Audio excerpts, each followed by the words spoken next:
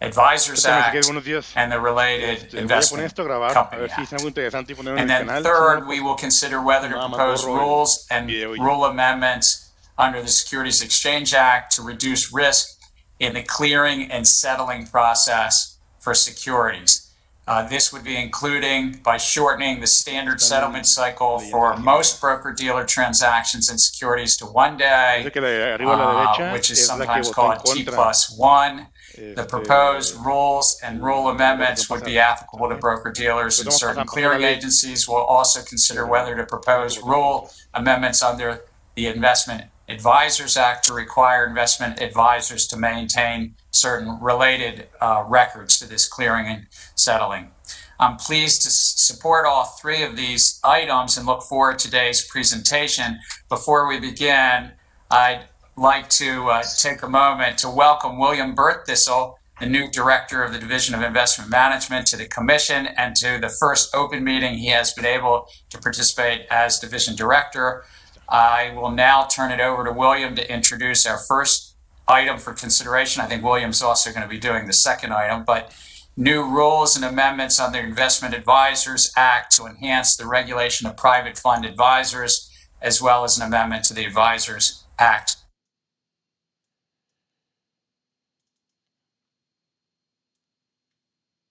Compliance rule. With that, William. Thank you very much. Good morning. Chair Gensler and Commissioners Peirce, Lee, and Crenshaw. Today, the Division of Investment Management recommends proposing new rules and amendments under the Investment Advisors Act of 1940 to enhance the regulation of private fund advisors. In addition, the Division recommends amending the compliance rule under the Advisors Act in order to assist our examination staff and enhance investor protection more generally. I'm honored to participate in the first open meeting I've been able to attend as Division Director. I've been extremely impressed by the staff's professionalism and commitment to the agency's mission, particularly in these extraordinarily challenging times. While drafting this proposal and others, the Division staff have worked tirelessly to brief me on a broad array of issues that impact the investments of millions of Americans. I thank each of those dedicated public servants, and I'm privileged to join them in this important work. Private funds and their advisors play an important role in both private and public capital markets. These funds, including hedge funds, private equity funds, and venture capital funds, currently have approximately $18 trillion in gross assets. Private funds invest in large and small businesses and use strategies that range from long-term investments in equity to rapid trading and investments in complex instruments. Their investors include individuals, institutions, governmental and private pension funds, and nonprofit organizations. The economic activity of private funds is significant both to large portions of the capital markets, the businesses that raise capital from private funds, and to many individual American investors. Following the Great Financial Crisis, Congress passed the Dodd-Frank Act, which increased the Commission's responsibility for overseeing private fund advisors. In the past decade of overseeing most private fund advisors, the staff has examined these advisors to assess the risks presented by their business models. The Commission has also pursued enforcement actions against private fund advisors for practices that have caused private funds to pay more in fees and expenses than they should have, negatively affecting returns for private fund investors. Other actions against private fund advisors stem from their failure to disclose relevant conflicts of interest concerning the private fund advisor and the fund. Despite our examination and enforcement efforts, private fund investors do not receive sufficient transparency regarding the full cost of investing in private funds, the performance of such private funds, and conflicts of interest. Our recommendations today are not requiring advisors to disclose private funds holdings or strategies publicly, but rather are focused on increasing transparency about the fund's fees and performance to their investors. In addition, private fund advisors engage in a number of practices that are contrary to the public interest and protection of investors, particularly related to fees, expenses, and certain other conflicts of interest. We recommend that you propose to prohibit or restrict these activities. We believe they give advisors an incentive to place the advisor's interests ahead of their clients, and by extension, their investors, and can result in private funds and their investors bearing an unfair proportion of fees and expenses. I will now invite my colleague, Christine Schleckergrell, from the Division of Investment Management, to describe the recommendations in more detail. Thank you, William. Our proposal recommends that the Commission propose 5 new rules under the Investment Advisors Act of 1940. Under that act. First, the proposal includes a new rule that would require registered private fund advisors to distribute a quarterly statement to private fund investors.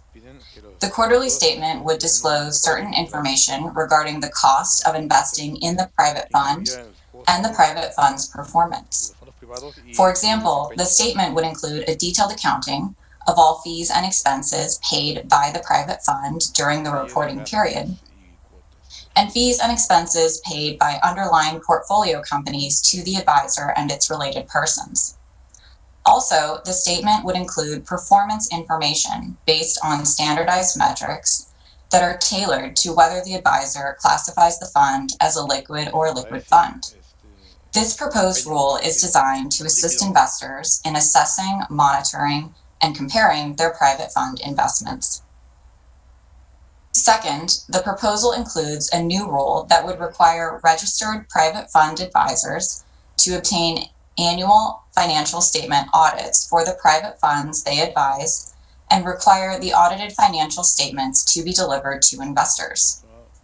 The proposal would require an independent public accountant that meets certain independent standards to perform the audit. The proposed new rule would help protect the private fund and its investors from the misappropriation of fund assets and also provide an important check on the advisor's valuation of private fund assets. Third, the proposal includes a new rule that would require registered private fund advisors to obtain a fairness opinion from an independent opinion provider in connection with advisor-led secondary transactions to ensure that private fund investors are offered a fair price. In an advisor-led secondary transaction, advisors offer existing fund investors the option to sell or exchange their interests in the private fund for interests in another vehicle advised by the advisor or any of its related persons. Also, the proposal would require registered private fund advisors to prepare and distribute to the private fund investors a summary of any material business relationships the advisor or any of its related persons has or has had within the past 2 years with the independent opinion provider. The proposal would require advisors to distribute the opinion and written summary to investors prior to the closing of the transaction. The proposed new rule is designed to address conflicts of interest that arise in these transactions because the advisor and its related persons typically are involved on both sides of the transaction and have interests in the transaction that are different than or in addition to the interests of investors. Fourth, the proposal includes a new rule that would prohibit all private fund advisors from engaging in certain activities and practices that are contrary to the public interest and the protection of investors. The proposed new rule is designed to address conflicts of interest that could reasonably lead to fraud and investor harm because they incentivize advisors to place their interests first. In our experience, such conflicts cannot be managed through disclosure alone. The proposed new rule would prohibit an advisor from charging certain fees and expenses to a private fund or portfolio investment. Specifically, the proposed new rule would prohibit advisors from charging fees for unperformed services, fees associated with an examination or investigation of the advisor, fees for the advisor's regulatory or compliance costs, and fees related to a portfolio investment that are allocated on a non-pro rata basis. In addition, the proposed rule would prohibit an advisor from reducing the amount of any advisor clawback by the amount of certain taxes, would prohibit an advisor from seeking reimbursement, indemnification, exculpation, or limitation of its liability for certain activity, and would prohibit an advisor from borrowing or receiving an extension of credit from a private fund client. Fifth, the proposal includes a new rule that would prohibit all private fund advisors from providing preferential terms to certain investors regarding redemption rights and information about portfolio holdings or exposures. Also, the proposed new rule would prohibit advisors from providing any other preferential treatment to private fund investors unless advisors disclose such treatment. The proposed new rule is designed to protect investors by preventing advisors from providing special redemption rights and transparency into fund holdings when these terms can have a material negative effect on other investors. Sixth, the proposed amendments to the Books and Records rule under the Advisors Act would require registered private fund advisors to retain copies and records related to the proposed new rules.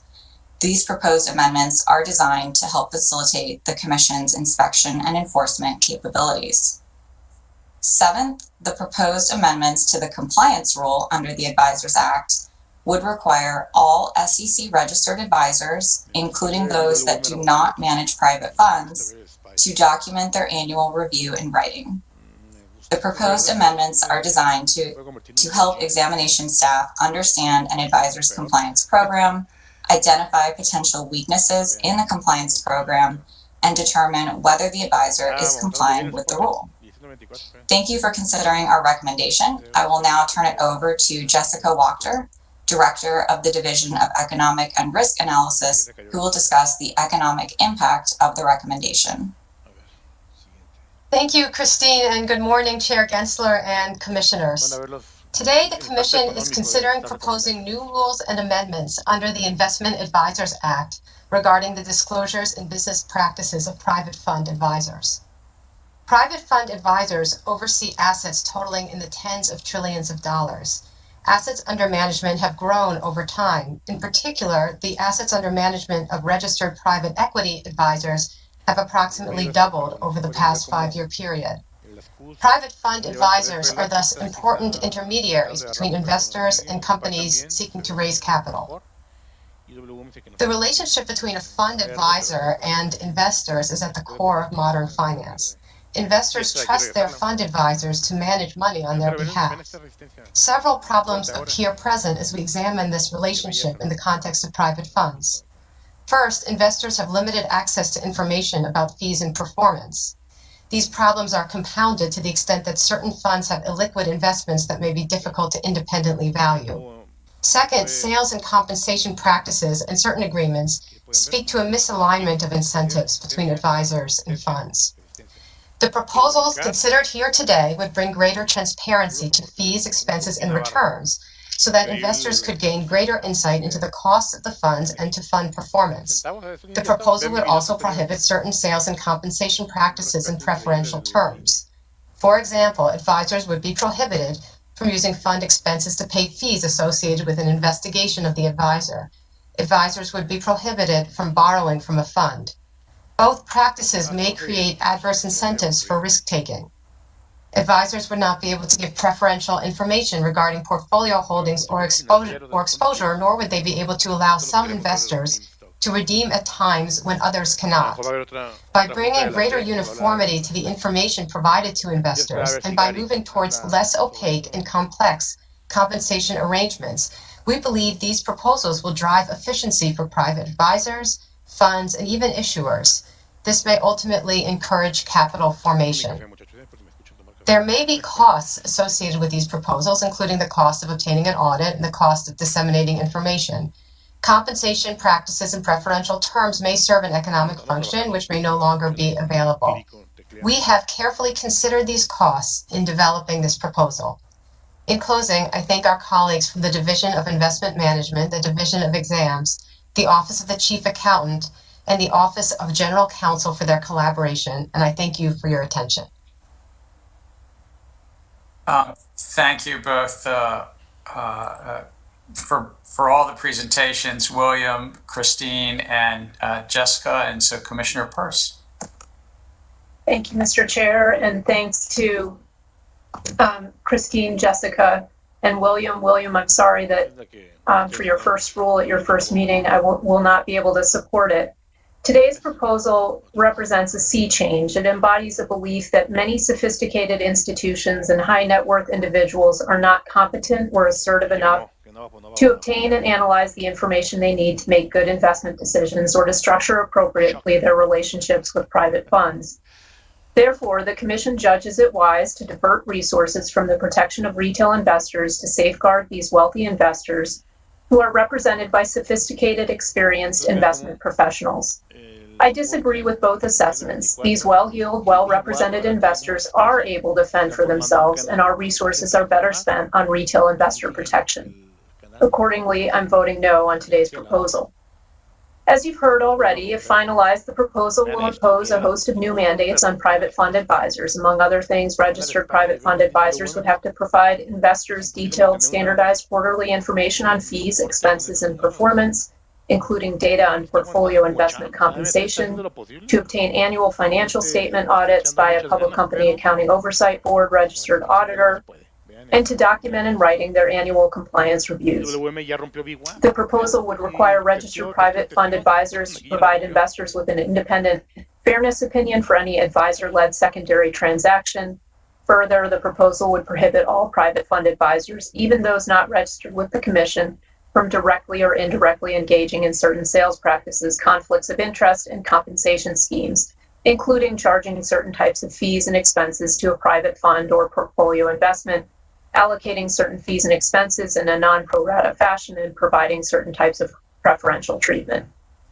These changes represent a meaningful recasting of the SEC's mission. First, the proposals focus on protecting private fund investors by shaking information loose from what we deem to be uncommunicative private funds and shutting down practices we deem to be unfair is a departure from the Commission's historical view that these types of investors can fend for themselves.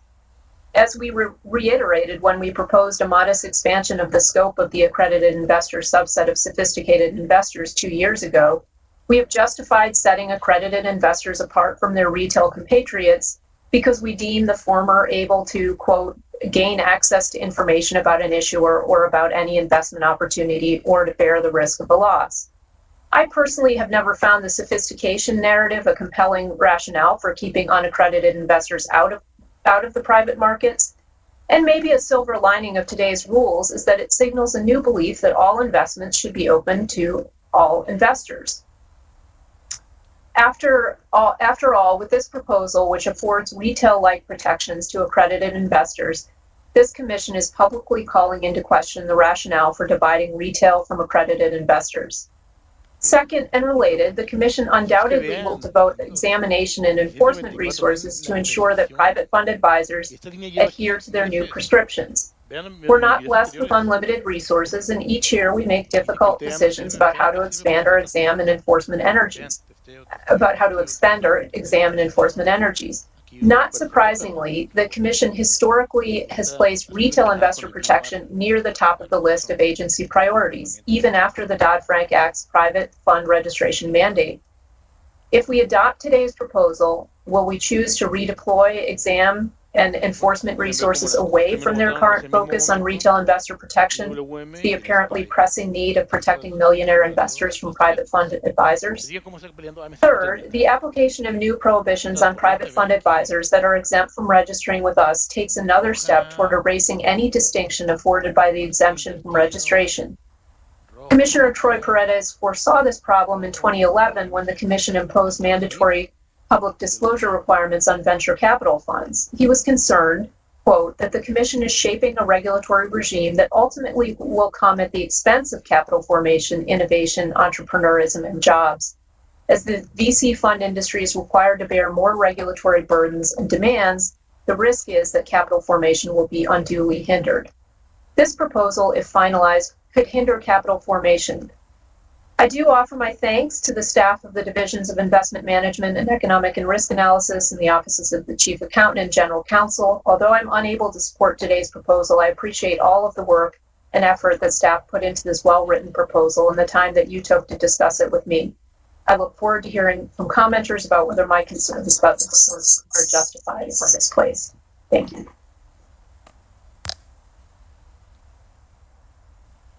Thank you, Commissioner Peirce. Commissioner Lee. Thank you, Chair. Transparency, protection against conflicts of interest, and accountability. These are cornerstones of investor protection in all markets and for all investors. So I'm pleased to support today's proposal, which seeks to achieve these goals in the private fund space in a thoughtful and well-informed manner. With over 5,000 registered private fund advisors managing over 18 trillion in private fund assets, as we heard earlier, this growing segment of the market has a significant impact on investors, on capital markets, and on our economy.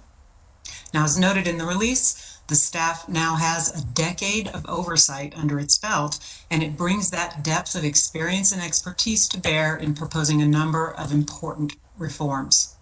Today's proposed rules address informational gaps and asymmetries, as well as inherent conflicts of interest that can harm investors and markets. And in considering this proposal, I think it's critical to note the large and growing presence of retail investors, and particularly those with retirement assets exposed to this market.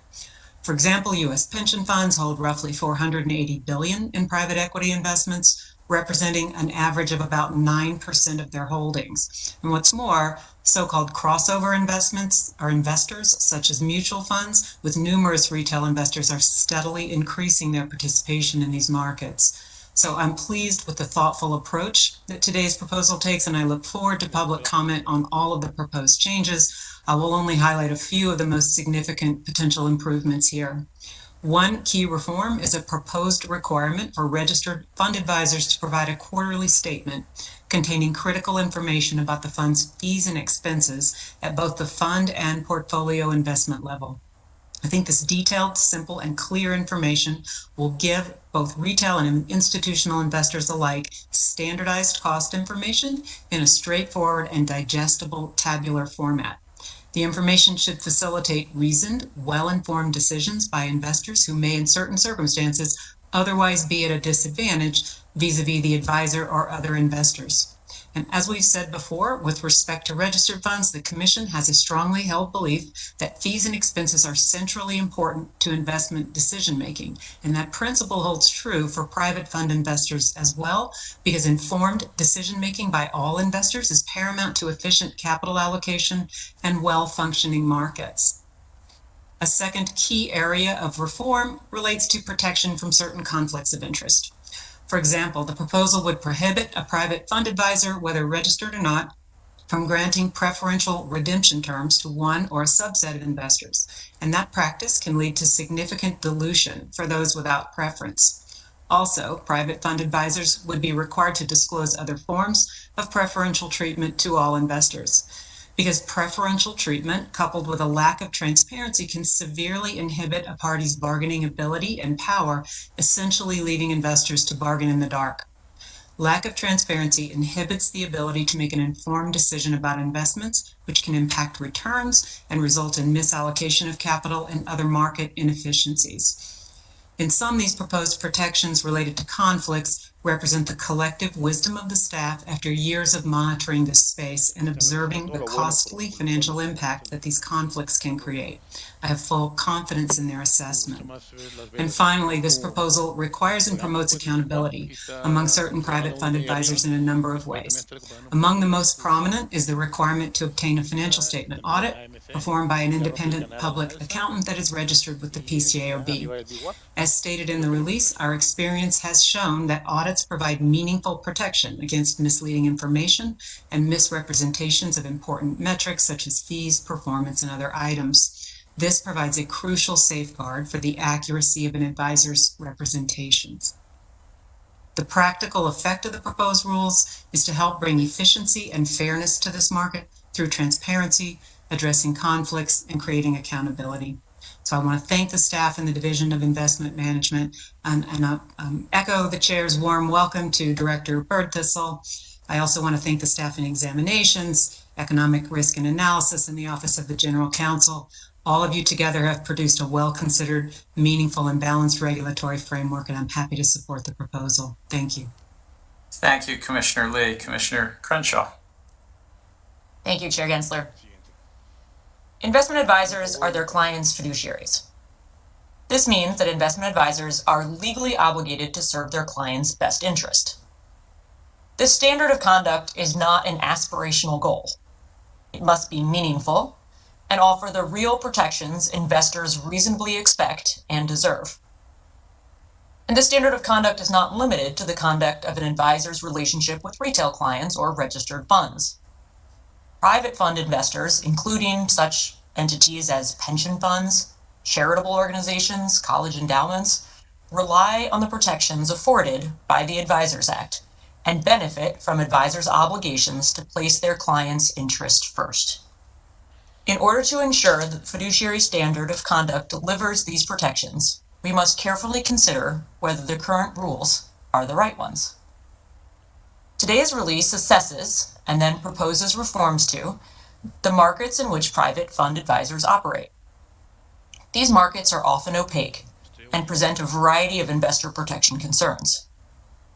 Through the work of the Division of Exams, the Commission has identified, among other things, many concerning examples of private fund advisors' conflicts of interest, inconsistent disclosures, and improper allocations of fees and expenses. Such practices can result in harm to investors, and the rules that the Commission proposes today include several provisions to better align advisors' disclosures and conduct with their clients' best interest. To that end, the release proposes specific and detailed disclosures about fees and expenses, advisor compensation, how private fund performance is calculated, and the preferential terms granted to some, but not all, investors.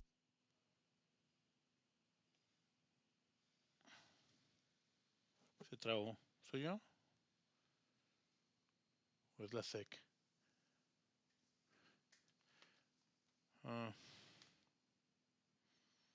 Vamos a ver.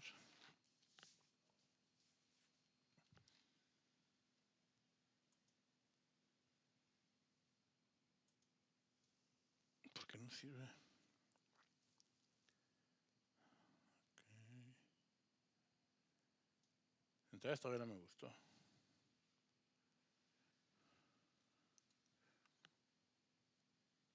Y arriba el VWAP. Excelente, estamos 4.8% arriba.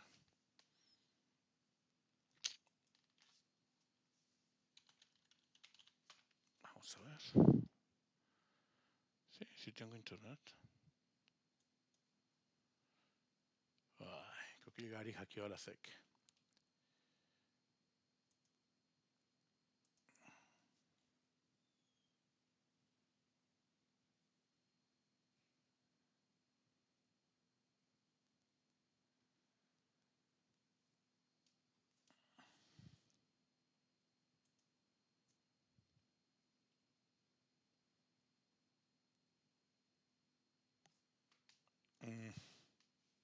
No, parece que no, amigos.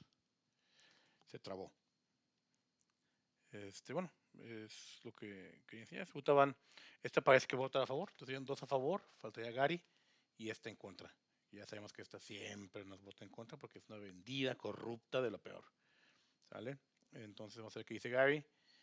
Pues ahí les aviso por Twitter a ver qué fue lo que votó. Y bueno, aquí se ve muy bien el rebote que les comenté. Desde aquí se ha ido para arriba las Qs, el SPY, IWM y bueno, AMC realmente nunca cayó tanto como estas. Aquí estuvo barcodeando desde que subió en la mañana, tuvo el empujón. Y bueno, esta se llama la zona de consolidación. Estuvo aquí rebotando en resistencia, soporte. Luego aquí subió el VWAP, perforó el VWAP, oh, qué buena verla. Perforó el VWAP y estuvo aquí, pero el soporte aguantó. Y estuvo aquí haciendo un canal entre VWAP y soporte.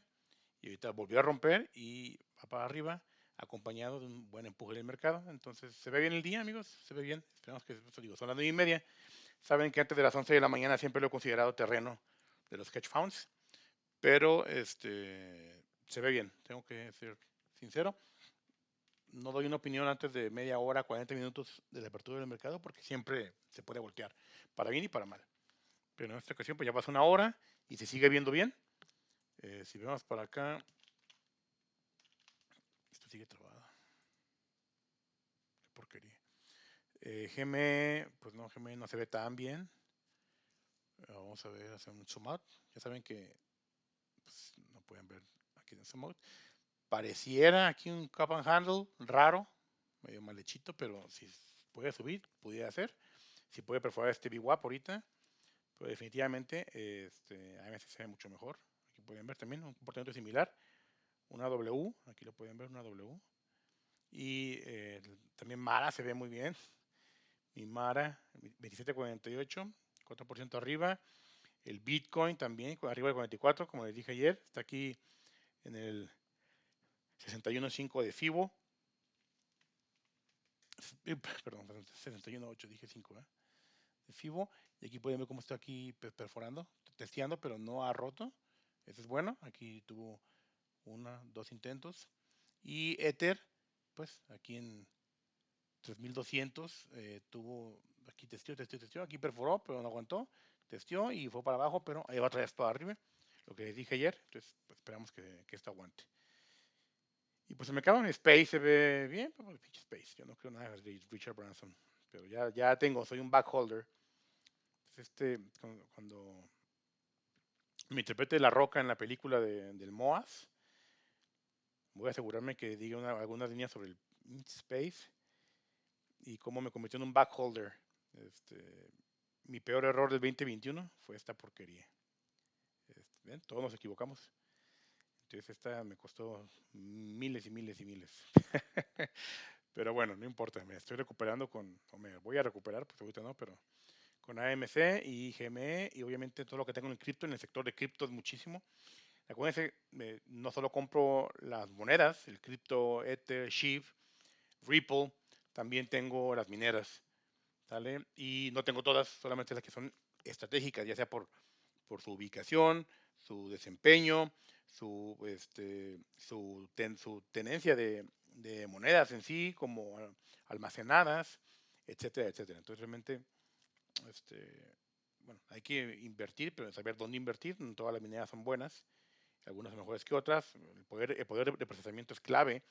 Ahorita que se está poniendo más complicado minar los datos. Entonces, todo eso tiene que tomarlo en cuenta, pero bueno, cada quien su dinero, ¿no? Entonces, vean AMC, aguantando aquí muy bien, muy, muy bien. De hecho, si lo pasamos a la gráfica grande, y esta porque ya no ha regresado. ¿Qué? Chafencia. Bueno, si le pasamos aquí a la gráfica grande, vean el comportamiento muy, muy bueno. No me gusta el CCI, está muy alto, la verdad. 226. No bueno, amigos, pero bueno, tampoco es tan malo. Aquí podemos ver una clara cup and handle, se pudiera decir, tal vez. Aquí pudieran ver una posible línea dibujada el día de hoy, con ese testeo. Si yo te puedo romper con algo de volumen, que ahorita no mucho volumen, una vela por lo menos como esta, de casi medio millón de volumen, estaría bien. Pero si no, pues bueno, seguimos esperando.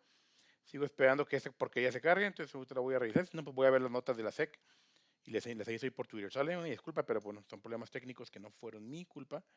Y sale, pues los dejo. Les mando video en la noche para ver cómo nos fue y sería el último de la semana. Y la semana que entra hasta el miércoles, jueves, que es cuando regreso de mis vacaciones. Al menos que nos vayamos to the moon. Entonces sí voy a transmitir en vivo desde el hotel, desde mi departamento. Y si nos vamos to the moon, pues me voy al hotel, ¿cómo no? Ahí a un hotel nice para tener buena señal. Ya está, pues. Gracias, hasta luego. Bye.